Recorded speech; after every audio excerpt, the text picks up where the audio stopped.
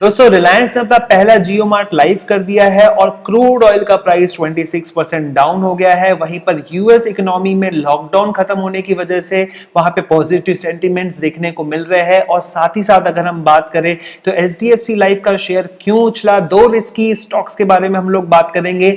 RBI ने जो 50,000 crore rupees का लिक्विडिटी बोनस दिया है म्यूचुअल फंड्स लोगों के लिए, तो वो भी हम लोग बात करने वाले हैं। चलिए दोस्तों शुरुआत करते हैं मार्केट राउंडअप नंबर 3। मैं हूं पिंकेश। आज हम लोग शुरुआत करने वाले हैं एचडीएफसी लाइफ से। अगर एचडीएफसी लाइफ के हम लोग रिजल्ट्स देखें तो यहां पर उनका प्रॉफिट जो है थोड़ा कम हुआ। Q4 FY19 के हिसाब से इनका 365 करोड़ रुपए का प्रॉफिट नीचे आ गया दोस्तों 312 करोड़ रुपए पर। अगर आप इसमें देखेंगे अच्छी तरह से तो इनकी इन्वेस्टमेंट इनकम जो है उसको निगेटिव बताया गया है। आप देख सकते हैं 1000 करोड़ रुपए का जो है इन्होंने यहाँ पे निगेटिव इनकम बुक किया है। तो आप दूसरी जगह पर देख सकते हैं दोस्तों इन्होंने प्रोविजंस किए हैं।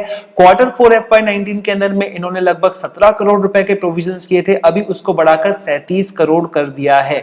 अगर हम लोग एचडीएफसी लाइफ के बारे में बात करें तो इसके पहले मैंने फंडामेंटल वीडियो जो है आपके साथ में शेयर किया है, आप चाहे तो उसको देख सकते हैं, मैं उसको डिस्क्रिप्शन के अंदर में डाल दूंगा। अगर हम लोग बात करते हैं दोस्तों इसके सॉल्वेंसी रेशियो की तो ये बहुत मजबूत दिखता है 188% पर। अगर सॉल्वेंसी रेशियो जो मैंडेटेड है लॉ द्वारा वो है 150% पर। हम देखा था रिलायंस हेल्थ के केस में उसके ऑपरेशंस को रोक दिया गया था बिकॉज उन्होंने सॉल्वेंसी रेशियो को मैनेज नहीं किया था। अगर दोस्तों बाकी चीजों की बात करें तो इनका प्रीमियम 12% की दर से बढ़ा है। अगर प्रोटेक्शन प्लान की बात करते हैं जो कि बहुत मुनाफे वाला होता है कॉन्टेम्पररी मुनाफे के लिए, तो दोस्तों वहां पर देखिए 22% का ग्रोथ है। हमने लास्ट क्वार्टर के अंदर में देखा था कि एसबीआई लाइफ ने प्रोटेक्शन प्लान बेचते समय बहुत ही शानदार परफॉर्मेंस किया था, एचडीएफसी लाइफ थोड़ा पीछा था, लेकिन दोस्तों यहां पर 22% सालाना ग्रोथ बहुत ही अच्छी दिखती है। दोस्तों अगर इसके शेयर प्राइस की बात करते हैं तो ये आता है 484 रुपीस पर, जो कि हाई पहुंचा था 646 पर। और जिस तरह का परफॉर्मेंस अभी दिख रहा है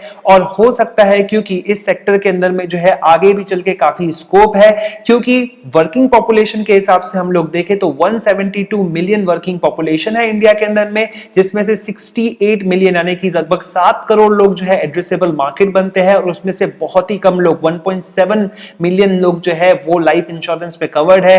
तो मार्केट काफी अच्छा है और क्योंकि ये लीडर है प्राइवेट सेक्टर के अंदर में नंबर 1 कंपनी मानी जाती है, तो इसमें काफी अच्छा स्कोप है। तो अगर मैं यहां पर रहता तो मुझे यहां पर एक इंस्टॉलमेंट ऐड करने में काफी अच्छा लगता था। सेकंड इंस्टॉलमेंट तभी ऐड करता था जब ये 30% यहां से और डाउन हो जाए। तो मैं तो बहुत पॉजिटिव हूं इस कंपनी के रिस्पेक्ट में। साथ ही साथ दोस्तों जो कंपनी के पास में 1,30,000 करोड़ रुपए का AUM है, उसमें आप देखेंगे बहुत बड़ा पोर्शन जो है गवर्नमेंट सिक्योरिटीज का है जो AAA बॉन्ड है।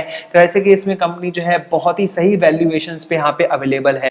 चलिए दोस्तों नेक्स्ट खबर की बात करते हैं, जहां पर आरबीआई ने 50,000 करोड़ रुपीस का फैसिलिटी प्रोवाइड किया है ताकि म्यूचुअल फंड्स को लेंड किया जा सके। तो बेसिकली आरबीआई ये पैसा देगी बैंक्स को और बैंक्स जो है स्पेसिफिकली ये पैसा यूज करेगी म्यूचुअल फंड्स कंपनीज को देने के लिए, एएमसीज को देने के लिए। तो दोस्तों इसके बाद में आप देखेंगे निपॉन इंडिया और एचडीएफसी एएमसी के शेयर्स में आज बढ़त देखने को मिली है, क्योंकि यहां पर जो लिक्विडिटी या रिडम्पशंस चल रहे हैं तो यहां पे ये प्रॉब्लम जो है सॉल्व हो जाएगा। ये प्रॉब्लम खड़ा हुआ था, आपको पता होगा, इसके बारे में हमने वीडियोस के अंदर में बताया है। फ्रैंकलिन टेम्पल्टन ने अपने डेट फंड्स को जो है 6 डेट फंड्स को क्लोज कर दिया है और यहां पर पैनिक बहुत ज्यादा हो गया है, इसलिए बहुत सारे लोग अपने पैसे अपने म्यूचुअल फंड से रिडीम करते जा रहे हैं। तो यहां पर जो है प्रॉब्लम आगे और ना जाए तो इसलिए आरबीआई ने 50,000 करोड़ रुपीस का लिक्विडिटी फैसिलिटी प्रोवाइड किया है। चलिए दोस्तों नेक्स्ट बात करते हैं महिंद्रा CIE का, जो कि एक कंपोनेंट सप्लायर है, इंजन चेसिस वगैरह बनाती है। तो इसका शेयर बहुत ज्यादा पिटा है। अगर हम 5 साल की बात करें दोस्तों तो ये 313 था, लेकिन अभी इसका शेयर पहुंच गया है 82 बिकॉज डिमांड में बहुत ज्यादा प्रॉब्लम्स आ रही है। कंपनी के ऊपर में 1150 करोड़ रुपए की डेट है, लेकिन दोस्तों कंपनी का प्रॉफिट्स अच्छे थे और अभी तक फ्री कैश फ्लो जो है काफी अच्छे रहे हैं। तो ऐसे केस के अंदर में इसकी जो पिटाई हुई बहुत ही अनप्रेसिडेंटेड मानी जा रही है। और वहां पर दोस्तों एक ब्रोकरेज हाउस ने इसका टारगेट दिया है 100 रुपीज का। तो दोस्तों आप बहुत ज्यादा रिस्क लेने पर विश्वास करते हैं तो इस स्टॉक को आप कंसीडर कर सकते हैं।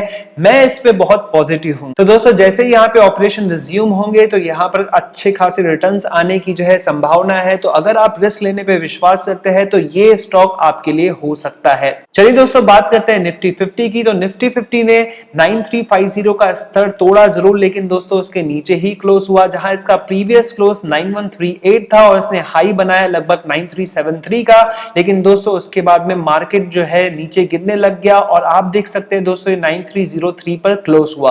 तो दोस्तों इससे हमको ये समझ में आता है कि 9350 यहाँ पे रेसिस्टेंस लेवल है, क्योंकि आज डाउ जोन्स अप है तो बाकी मार्केट्स को देखने के बाद में समझ में आएगा कि ग्लोबल क्लूज कैसे है और उसके हिसाब से हम लोग अंदेशा लगा सकते हैं कि कल निफ्टी ऊपर जाने वाला है कि नीचे जाने वाला है। वैसे आज मार्केट में मजबूती देखने को मिली और ये 1.81% ऊपर मजबूती के साथ में क्लोज हुआ। अगर हम लोग दोस्तों क्रूड ऑयल की बात करते हैं तो क्रूड ऑयल ने आज बहुत बड़ा जो है ड्रॉप देखने को मिला है। ये ड्रॉप हुआ है जब मैं वीडियो बना रहा हूं लगभग 26% और देखिए दोस्तों 12.57 पर ये आ गया है। तो हमने लास्ट वीक ही देखा था दोस्तों कि इसके WTI फ्यूचर कॉन्ट्रैक्ट्स के अंदर में निगेटिविटी देखने को मिली थी और सेम चीज हम यहां पर भी देख रहे थे कि MCX में जो ब्रोकरेजेस है वो क्लाइंट को नई पोजीशन जो है लेने से मना कर रहे हैं, डिस्करेज कर रहे हैं और इवन मार्जिन मांग रहे हैं 200-400% की। और यहाँ पर जो है बहुत ज्यादा प्रॉब्लम्स भी है सॉफ्टवेयर के अंदर में, जहां पर नेगेटिव प्राइसिंग का जो है इशू है उसको इतनी जल्दी करेक्ट नहीं किया जा सकता। तो दोस्तों इन सभी चीजों की वजह से देखिए आप यहाँ पर जो है डिमांड कम होने की वजह से क्रूड ऑयल का जो है रेट कम होते जा रहा है और इंडिया क्योंकि अपना 84% ऑयल जो है बाहर से इंपोर्ट करता है, तो ऐसे यहाँ पर लॉकडाउन की सिचुएशन और पैंडेमिक की सिचुएशन के बीच एक छोटा सा जो है फेवरेबल कंडीशन इंडियन इंपोर्ट्स के लिए बन रहा है। दोस्तों बात करते हैं डाउ जोन्स इंडस्ट्रियल एवरेज की, तो यहाँ पर यूएस इकोनॉमी में कुछ स्टेट्स जो है वो रीओपन करने के लिए तैयार हो गए हैं, तो यहाँ पर एक अच्छा पॉजिटिव सेंटीमेंट बनता आ रहा है। डाउ जोन्स का जो इंडेक्स है वो 0.88% ऊपर है दोस्तों। जब आप ये वीडियो देख रहे हैं ये थोड़ा ऊपर नीचे हो सकता है, तो लेकिन दोस्तों यहाँ पर पॉजिटिव सेंटीमेंट्स दिखाई दे रहे हैं। अब दोस्तों बात करते हैं रिलायंस की, तो हमने एक पोस्ट डाला था जहां पर हमने बोला था कि मार्केट पस्त है लेकिन रिलायंस जबरदस्त है।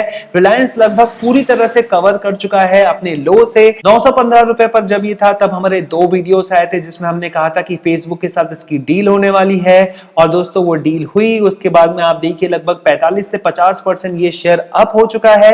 तो दोस्तों इन्होंने कल्याण में अपना जियो मार्ट का पहला स्टोर लाइव कर दिया है और इसी के साथ जो है बहुत ही तेजी के साथ ये लोग आगे बढ़ेंगे, क्योंकि ग्रोथ के लिए माना जाता है रिलायंस और यहाँ पर जो है काफी अच्छे रिटर्न्स की एक्सपेक्टेशन यहाँ से ली जा सकती है और ये जो है पहले ही हमारे कार्ड्स पे है, हम बहुत ही ज्यादा पॉजिटिव है इसके रिस्पेक्ट में। चलिए दोस्तों बात करते हैं FII और DII की एक्टिविटीज के अंदर में। तो आज 27 अप्रैल को FIIs ने माल सेल किया है 916 करोड़ रुपए का और DIIs की बात करें तो उन्होंने 1141 करोड़ रुपए का बाइंग किया है। तो आज मार्केट में मजबूती के बावजूद भी आप देखेंगे कि FIIs ने माल निकाल के कहीं दूसरी जगह पर गए हैं। इसका रीजन ये नहीं है कि भैया भारतीय इकोनॉमी वापस से पटरी पर नहीं आ सकती, बल्कि उनको बेटर अपॉर्चुनिटीज मिल रही है पैसा डालने की, तो दोस्तों वो यहां से पैसा निकाल रहे हैं। अब दोस्तों बात करते हैं रिलायंस कैपिटल के दुखी शेयर होल्डर्स की, जिन्होंने शायद इसको शायद 800 रुपए में लिया होगा या 500 रुपए में लिया होगा और ये लगातार गिरते चले आ रहा है और इसमें राहत की सांस कभी देखने को नहीं मिली। तो अब रिलायंस कैपिटल की एक नई न्यूज है जिसके अंदर में SDFC ने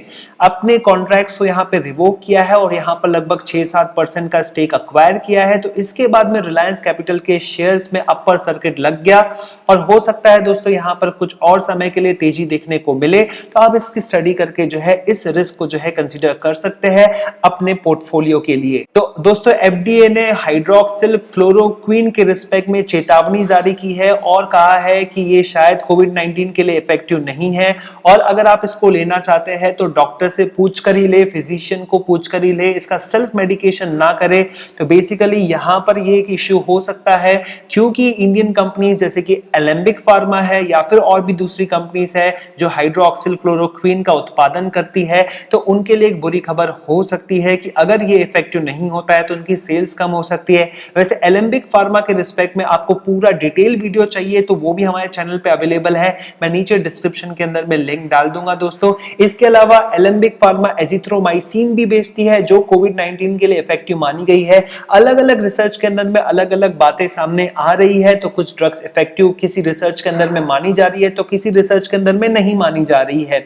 तो आई गेस इस पर्टिकुलर न्यूज के बाद में जो है फार्मा कंपनीज को इतनी जल्दी बाय किए जा रहे थे तो उसमें थोड़ी जो है रुकावट आ सकती है। अगर दोस्तों फाइजर की बात करें तो फाइजर ने 320 रुपए का स्पेशल डिविडेंड डिक्लेयर किया है। तो डिविडेंड्स जहां पर जो है लिक्विडिटी का प्रॉब्लम चल रहा है बहुत ज्यादा, ऐसे में 320 रुपए का डिविडेंड बहुत बड़ा अमाउंट होता है। इसके पहले पिछले कुछ सालों के अंदर में इतना बड़ा डिविडेंड फाइजर ने डिक्लेयर नहीं किया, तो इसका शेयर आप देखेंगे 10% ऊपर चले गया है और पिछले 5 साल की बात करें तो इसके शेयर ने लगभग 50% का रिटर्न दिया है। तो दोस्तों ये बहुत ही अच्छी अपॉर्चुनिटी हो सकती है कि हो सकता है कि कुछ और समय के लिए भी जो है ये शेयर ऊपर बढ़े, लेकिन यहां पर सावधानी बरतना बहुत इंपॉर्टेंट है। आई होप आपको ये वीडियो पसंद आया होगा। अगर आपको पसंद आया होगा तो लाइक जरूर कर दीजिएगा। अगर आपने चैनल को सब्सक्राइब नहीं किया है तो अभी के अभी बेल आइकन दबा दीजिए और अपने दोस्तों के साथ इसको शेयर करना मत भूलिएगा।